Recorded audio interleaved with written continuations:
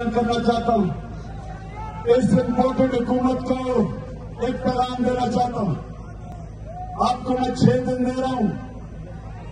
6 दिन के अंदर आप इलेक्शन अनाउंस करें, जून के महीने में इलेक्शन अनाउंस करें और असेंबलीज डिसॉल्व करें। अगर 6 दिन के बाद ये नहीं करेंगे आप, तो मैं सारी अपनी कौम को लेके वापस इस्लामाबाद आऊंगा।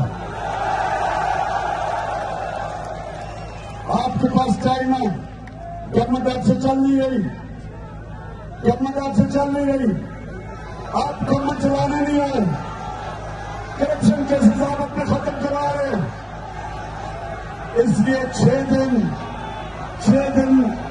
अगर 6 दिन में आपने फैसला ना किया तो मैं सारी अपनी कौम के लेकर इंशाअल्लाह इस्लामाबाद आऊंगा। और इस बारी कोई रुकावटें नहीं होंगी, क्योंकि सुप्रीम कोर्ट का हुक्म है कि कोई किसी किस्म की पुरअमन एहतजाज पे किसी किस्म की रुकावट नहीं हो सकती।